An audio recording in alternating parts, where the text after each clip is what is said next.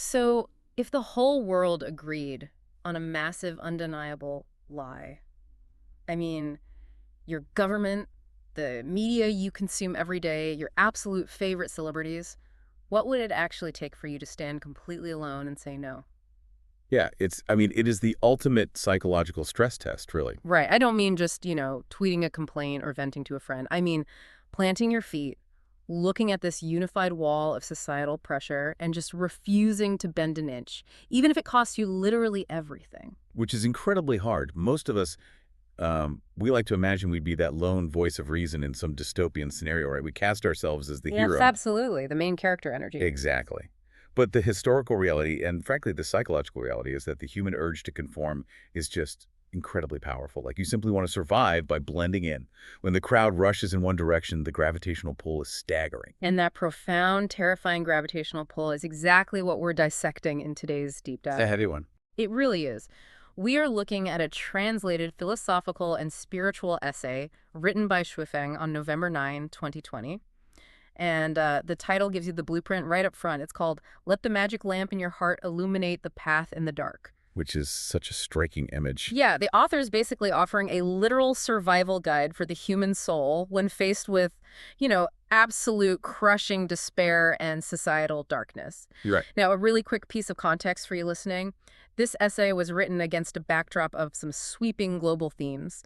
The author talks about worldwide fraud, media manipulation, governments endorsing deception. It's very intense material. Extremely. But I want to be clear, we are not here to validate specific headlines, point fingers, or take any political sides today. Our mission is just to look at the underlying mechanics of this philosophy. Yeah, we want to understand how a person can maintain their personal integrity when the external world feels just completely hostile to the truth. Exactly. Because the premise assumes the worst case scenario has already arrived.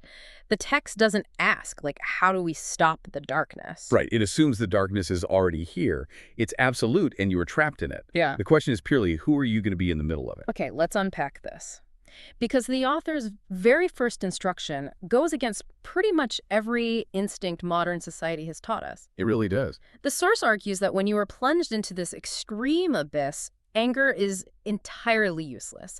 Like, shouting at the darkness does nothing. The only viable solution is to light what they call the magic lamp in your heart, which they define as firm faith and unshakable conviction. And that requires a massive rewiring of how we perceive action. Because, we currently live in an attention economy where outward outrage is the default currency, right? Oh, 100%. If you're angry, you're seen as engaged. If you're shouting, well, you're doing something about the problem.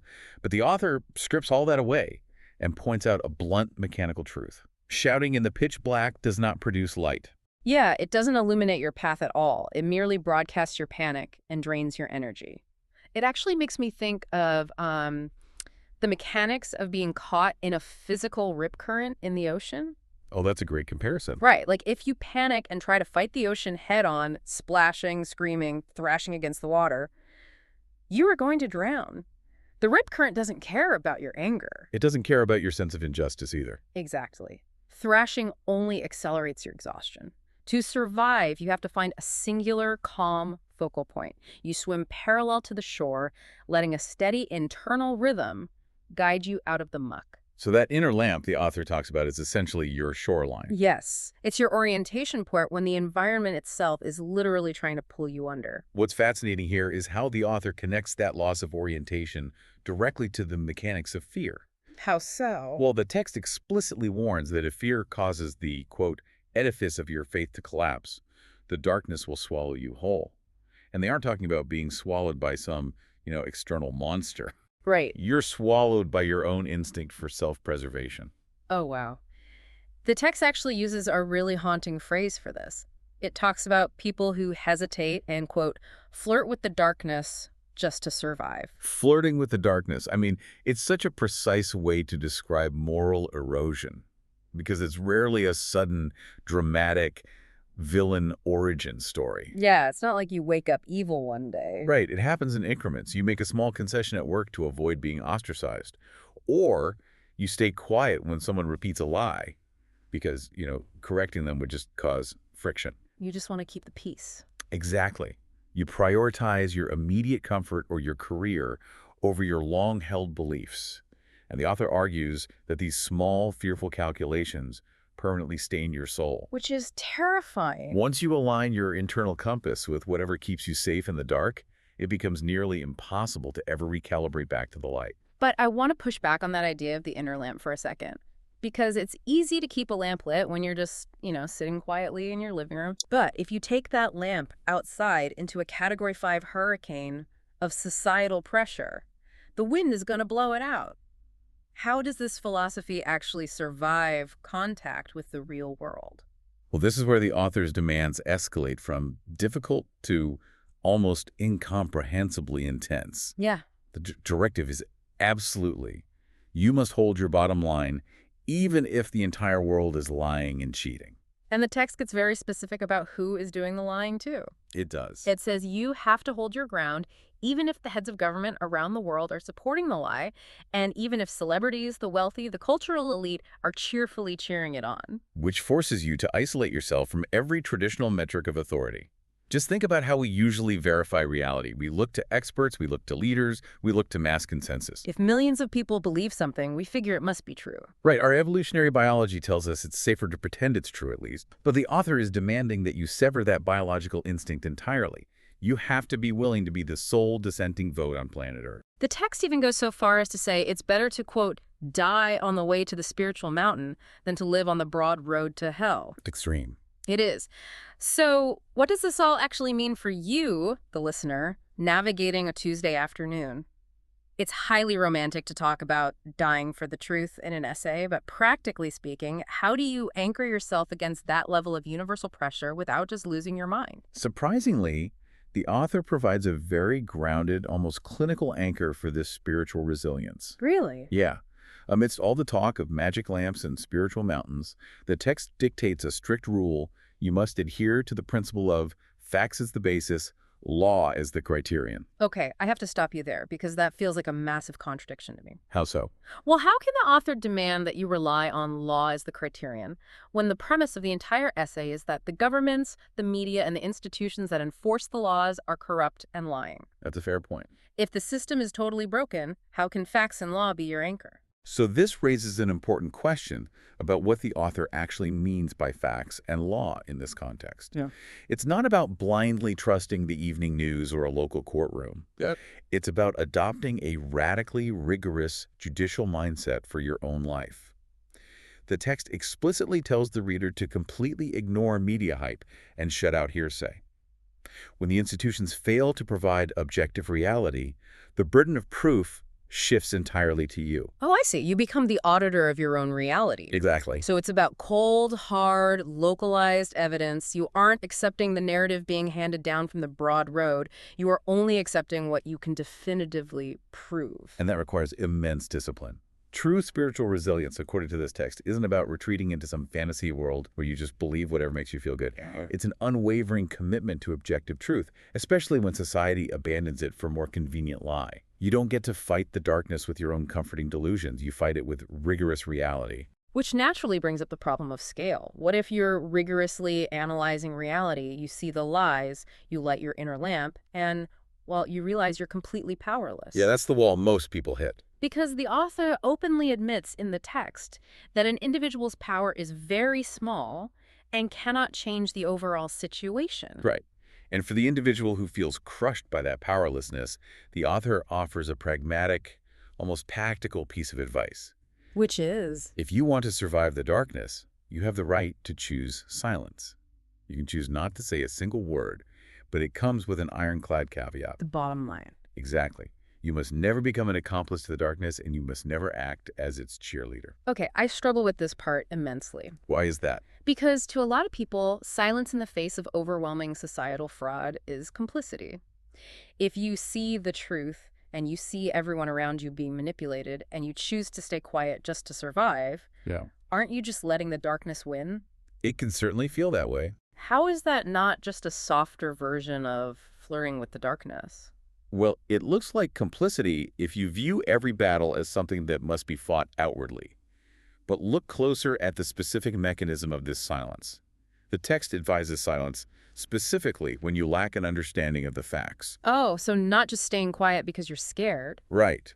The author is warning against the reflex to jump into the fray based on hearsay or emotional contagion. So it's a guardrail against adding to the noise? Beyond just adding noise, speaking without facts stains your own integrity. The essay notes that if you blindly repeat the popular narrative, you will feel deep, lasting shame when the actual truth eventually surfaces. That makes sense. In the author's view, actively withholding judgment, refusing to be a node that transmits a lie, is in itself a profound act of defiance. You're starving the machine of its most crucial fuel, which is blind participation. But what if you do know the facts and you still stay silent because you're weak? Does the author let you off the hook then? The refusal to cheerlead is the absolute boundary there. You might not have the platform or the power to dismantle the lie, but you control your own vocal cords. Right. The moment you applaud the darkness, even if you're just faking it to blend in, you've crossed the line. The text reassures the reader that the Bank of Justice never goes bankrupt. I love that phrase. It argues that torchbearers are constantly stepping forward in the background. Oh. Your job isn't necessarily to single-handedly save the world. Your job is to ensure you don't add a single brick to the edifice of a lie. The Bank of Justice never goes bankrupt. That's just such a fascinating way to frame it, because it implies a larger system of accounting that operates entirely outside of human institutions. It does. And this is the moment in the text where things take a massive structural turn. We move from this practical guide on withholding judgment into a deeply cosmic framework. Yes, the perspective gets much, much wider. The author introduces the concept of divine observation. The idea that God is watching everyone's performance from heaven and actively selecting lives for the heavenly kingdom based on this specific crisis. This is where we really have to reconcile the secular mandate for objective facts with the highly supernatural endgame of the text. Because the author isn't just suggesting that virtue is its own reward here. No, not at all. There is an ultimate, inescapable ledger. And here's where it gets really interesting. To explain this ledger, the text introduces a concept called the retained information space. The author claims that in this space, every single action, every spoken word, and even your innermost secret thoughts are recorded flawlessly. Flawlessly. If we connect this to the bigger picture, it operates almost like a spiritual blockchain. Oh, that's a brilliant way to think about it. Think about it in a digital blockchain.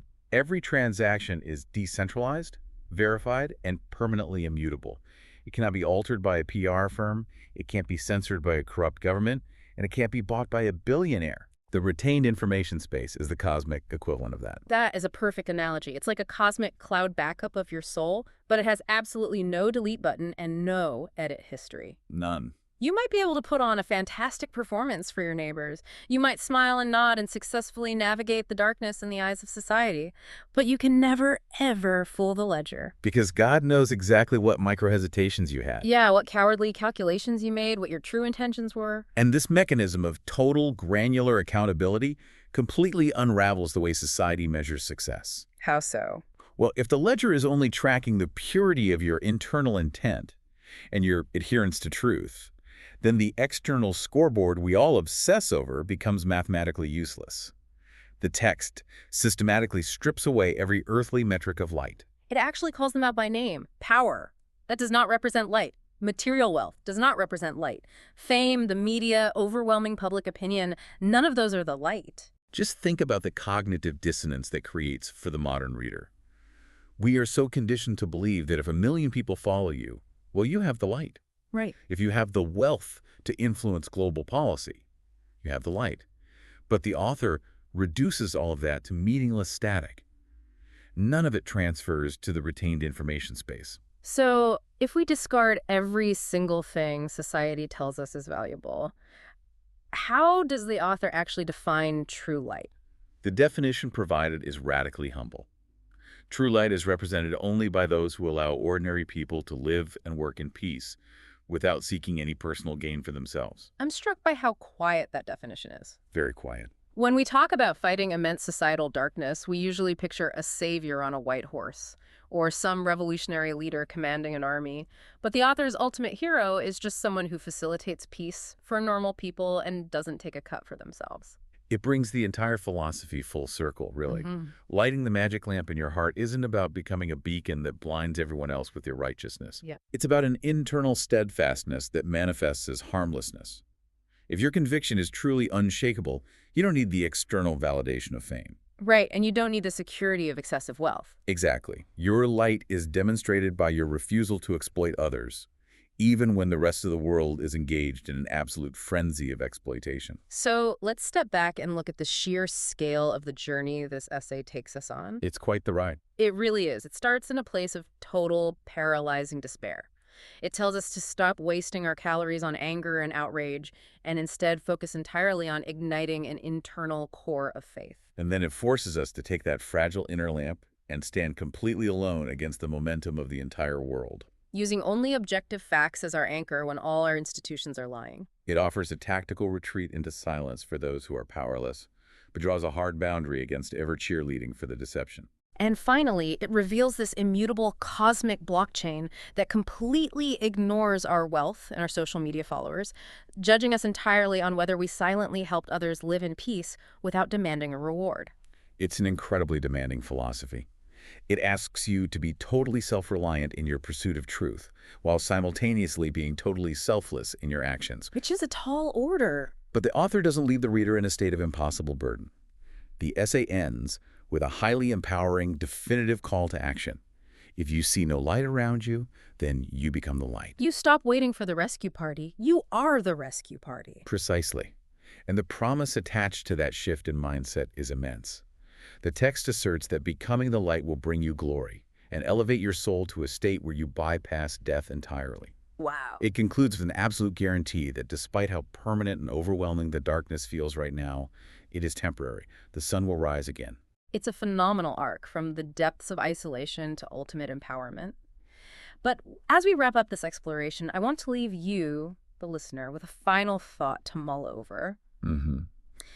We spent a lot of time talking about that retained information space, that inescapable ledger that records not just your public actions, but your most secret, fleeting internal thoughts and calculations. The moments when you think no one is watching. Exactly. If you truly internalize the reality of that concept, how might knowing that every single internal hesitation is permanently recorded change the very next decision you make today? It's a heavy question. It is. Because remember, when the power grid fails and society goes pitch black, you don't need a million people to agree with you to see the path. You just need the courage to strike the match.